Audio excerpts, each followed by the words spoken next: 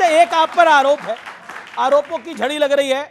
सवाल ले लेते हैं, क्या सवाल है आपका, बोलिए। सर छत्तीसगढ़ बस्तर का हूँ सर। बहुत अच्छी जगह है सर सवाल ये है कि धर्मांतरण को लेकर जो बस्तर में भोले भाले आदिवासी जो धर्मांतरण का शिकार हो रहे हैं, उसके लिए आपकी योजना क्या है सर? क्योंकि अभी हर तो ये दूसरे पद दिन यात्राएं हम कर ही रहे हैं, भविष्य में छत्तीसगढ़ में रथ यात्रा करेंगे और उसकी योजना सिर्फ यही है कि हिंदू को स्वयं जगना पड़ेगा। एक अकेला धीरेन्द्र कृष्ण शास्त्री की जिम्मेदारी नहीं है भारत को हिंदू राष्ट्र बनाने की, हॉस्पिटल बनाने की या धर्मांतरण रोकने की। इस देश के प्रत्येक व्यक्ति को बाबा बागेश्वर बनना पड़ेगा, तभी भारत हिंदू राष्ट्र होगा जी। लेकिन अब मैं आप पे, यही हमारी योजना है।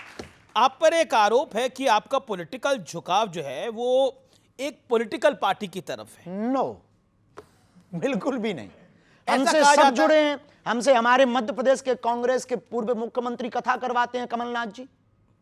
वहां के पूर्व मुख्यमंत्री रहे, उनके सुपुत्र दिग्विजय सिंह के सुपुत्र जयवर्धन जी हमारे मंचों पर आते। हमारी बहुत निजता मैं भी है, बताता बहुत हूं प्रेम ये क्यों बोला जाता है। हाँ। इसी साल फरवरी के अंदर मैं अपने जो आप पे आरोप लगता है उसको आगे बढ़ाता हूं। इसी साल फरवरी में प्रधानमंत्री नरेंद्र मोदी आपके बुलावे पर बागेश्वर धाम पहुंचे थे। उन्होंने आपको अपना छोटा भाई कहकर संबोधित करा, तो आपके विरोधी कह रहे हैं जो मोदी का छोटा भाई है वो तो संघी है। वाह, ये कोई बात हुई है कि उन्होंने छोटा भाई कह दिया तो हम संघी हो गए हैं? अब आपने हमको भाई कह दिया तो क्या हम पत्रकार हो गए हैं?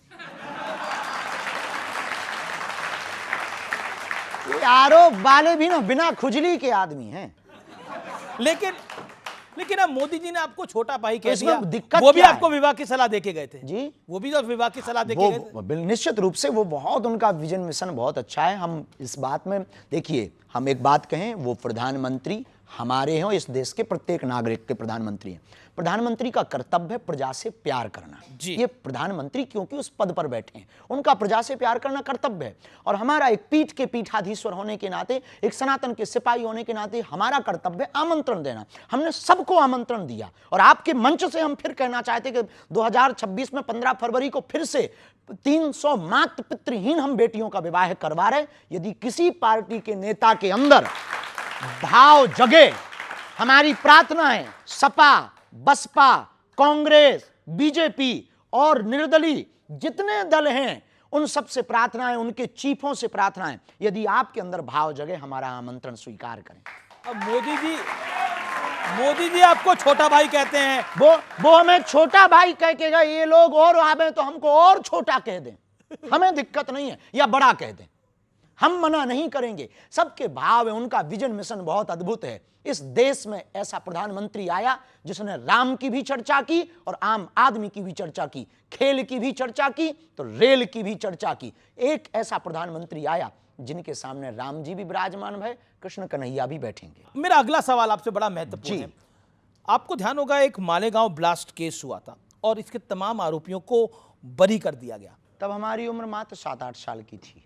हमने बाद में आर्टिकल्स में पढ़ा, इंटरव्यू को देखा, बहुत सी न्यूज़ों को पढ़ा, कोशिश भर पढ़ते हैं, तथ्य होना चाहिए। उस वक्त विदेशी ताकतों ने सोच समझ करके एक ट्रेंड चलाया था, थीम भगवा आतंकवाद, सोची समझी साजिश में, और पूरे देश में एक थीम वायरल हुई थी, भगवा आतंकवाद। लेकिन भगवान की बड़ी कृपा है, 19 साल बाद ना, 19 साल है, 2006 तो कितने साल हो गए? 19 साल हो गए, 19 साल बाद इस देश की न्यायपालिका ने यह सिद्ध कर दिया भगवा आतंकवाद नहीं होता। पूर्व मुख्यमंत्री हैं पृथ्वीराज चौहान, वो कहते हैं कि भगवा आतंकवाद तो नहीं होता, सही बात है, लेकिन सनातनी आतंकवाद होता है। उन्होंने अभी 2025 में यह बयान दिया है। हम उन पर कोई जवाब नहीं देंगे, नेता का जवाब दें। हम फिर भी सनातन आतंकवाद पर आपका कमेंट? अभी तक कोई हमको तथ्य मिला नहीं कि सनातन आतंकवाद किसी भी, देखिए, आतंकवाद का कोई धर्म या मजहब नहीं होता। आतंकवादी एक विचारधारा है, देश के ऊपर हिंसा करके या किसी भी जगह पर हिंसा करके अपनी बातों को मनवाना या देश की मानवीय परंपरा को खत्म करना, मानवता पर आपने बोला आतंकवाद का कोई धर्म नहीं होता, कोई भी आतंकवादी हो सकता, हम मानते हैं, पर पाकिस्तान आतंकवादी है, पाकिस्तान में आतंकवादी है, ये धर्म है जी। और पहलगाम में तो धर्म पूछ कर गोली मारी गई। पहलगाम क्यों? क्योंकि वो पाकिस्तानी थे, तब तो 9 ठिकाने अपनी सेना ने ठोके। लेकिन मुनीर के बारे में आप कहना क्या चाहते हैं? कुछ भी नहीं, झकलेट आदमी है। क्या आदमी है? झिकलेट है वो। इसका मतलब भी समझा दीजिए। इसका अर्थ नहीं बता सकते हम, गूगल करो। जिकलेट का अर्थ आपने ये बता सकते? उसका मतलब ये है, जिकलेट का मतलब ये है कि भाई बिच्छू का मंत्र जानते नहीं है और सांप के बिल में हाथ डाल रहा है। जी, लेकिन मुनीर ने जो बात बोली, जब पहलगाम आतंकी हमले से पहले उन्होंने बोला हमारा देश अलग इसलिए हुआ क्योंकि हम में और हिंदुओं में बहुत फर्क है, हमारी पद्धति अलग है, हमारा जीवन अलग है। बिल्कुल। 1947 में आपको अलग एक जगह भी दे दी, पर हमको एक बात से आज भी हमको मन में दुख है। जब 1947 में 47 में धर्म के नाम पर जगह बांट दी, तो देश में ये बच कौन गए? बताइए, धर्म के नाम पर बंटवारा हुआ कि नहीं हुआ? फिर जब धर्म के नाम पर बंटवारा हुआ तो एक बंटवारे में कमी रह गई। क्या कमी रह गई? वो ये रह गई कि फिर बिल्कुल ही यहां से सफाया कर देना चाहिए थे वहां उनके वाले, और हमारे वाले वहां से पूरे ले आने थे यहां। लेकिन अब तो हुआ नहीं है। अब वो तो हम नहीं थे, नहीं तो हम ऐसा करते। लेकिन ऑपरेशन सिंदूर को लेकर बहुत सारी बयानबाजी हुई, लेकिन अमिताभ बच्चन को तो आप जानते होंगे। नाम सुना है, हमारा परिचय नहीं है उनसे। उनकी धर्मपत्नी है जया बच्चन, उन्होंने बोला ये ऑपरेशन सिंदूर क्या नाम होता है? हम नहीं कह सकते उनकी बात पर, क्योंकि किसी की। पर आपको लगता है ऑपरेशन सिंदूर नाम गलत है? नहीं, उन्होंने देखिए सिंदूर उजाड़ा है तो सिंदूर नाम रख दिया, क्या गलत है? सठे साठ्यम समाचरित, शास्त्र कहता है जैसे को तैसा। ऑपरेशन महादेव बहुत अच्छा। अब इस पर भी सवाल खड़े होते हैं कि ये इस तरह के नाम क्यों रखे जाते हैं? अब कुछ लोगों को तो पहले पढ़ाया जाता था गा से गणेश, तो कुछ लोग कहते थे इससे सांप्रदायिकता फैलती है, तो फिर गा से गधा पढ़ाया जाने लगा। और गा से गणेश बंद हुआ, गा से गधा पढ़ाया जाने लगा, तब से हो गया खेल, गधे ही पैदा हो रहे हैं। अच्छा, एक सवाल और, जीवन कैसा होना चाहिए? आनंद फिल्म में राजेश खन्ना ने कहा था कि जीवन लंबा नहीं बड़ा होना चाहिए। क्वांटिटी नहीं क्वालिटी होनी चाहिए लाइफ में। तो जीवन को बड़ा कैसे बनाया जाए?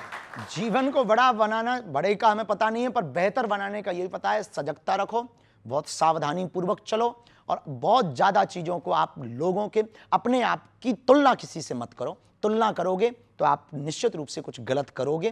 तुलना मत करो, अपने आप में मस्त रहो, अपने आप में प्रसन्न रहो। जो भगवान जो मिला है वो कम नहीं है, जो नहीं मिला उसका कोई गम नहीं है, जो मिलेगा वो सिर्फ एक ख्वाब है, जो तुमने पाया वही लाजवाब है। वही लाजवाब है।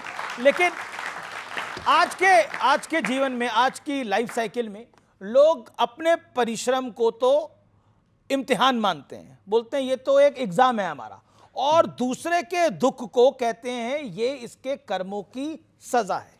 जब तक दूध अपना अस्तित्व नहीं मिटाता तब तक वो दही नहीं बनता, मिट्टी जब तक अपना अस्तित्व नहीं मिटाती तब तक वो मटका नहीं बनती, वैसे ही इंसान जब तक अपने आप को अपनी सफलता के लिए पुरुषार्थ नहीं करता तब तक उसे सफलता नहीं मिलती है। तो अब आदमी की एक बड़ी विकार है आदमी के अंदर कि उसे अपनी चीज, अपना सुख नजर नहीं आता, दूसरे का वैभव भी सुख नजर आता है। आदमी इसलिए आज का हैरान है क्योंकि अपने दुख से ज्यादा पड़ोसी के सुख से टेंशन है। जी, अब ये डोनाल्ड ट्रंप को क्या टेंशन है आपकी राय के अंदर? हमारा पड़ोसी तो नहीं है, दूर है डोनाल्ड काफी। ट्रंप तो भरोसा ही नहीं है उसका। मतलब एक बार हमें अपने गांव की लाइट का भरोसा है कि वो रात को आएगी, उसका भरोसा नहीं कि वो बयान क्या। लेकिन आजकल टैरिफ चिल्ला रहे हैं, आजकल टैरिफ वो चला रहे हैं। नोबेल पुरस्कार पाने की चक्कर में कुछ भी कर रहा है, भूरे बाल वाले भाई साहब, तो उनका बहुत ज्यादा। कौन से वाले भाई साहब? नहीं कोई नहीं, वो तो निकल गया है। कभी अमेरिका जाना पड़े आफत हो जाएगी। बहुत अच्छा है, लेकिन वो उनकी जो भी ये प्रतिक्रियाएं हो रही हैं, तुरंत प्रतिक्रियाएं हो रही हैं। अंतर्राष्ट्रीय रिश्तों में अंतर्राष्ट्रीय नीति डोनाल्ड ट्रंप की पूर्णतया फेल है। भारत जैसा इतना बड़ा बिजनेस का हब, भारत जैसा इतना समृद्ध देश, भारत जैसा बढ़ती हुई शक्ति का देश, भारत जैसी संस्कृति, भारत जैसी मर्यादा, और सबसे कई दशकों बाद पहली बार अमेरिका और भारत एक समय के बाद बैकफुट पर आए हैं। जी। तो इससे निश्चित होता है कि वहां की विदेश नीति बहुत ही निम्न स्तर की है। अच्छा, अपने वाईफाई से कुछ इलाज निकालिए इसका। इलाज क्या निकालना है, बहुत बढ़िया हुआ है। बेहतर हुआ है। भारत को आत्मनिर्भर बनना चाहिए, अमेरिका के भरोसे पे नहीं रहना चाहिए। या तो आप डोनाल्ड ट्रंप की मदद कर दीजिए, उन्हें नोबेल पुरस्कार चाहिए। हम देते होते तो हम दे देते के लिए चुप हो जा।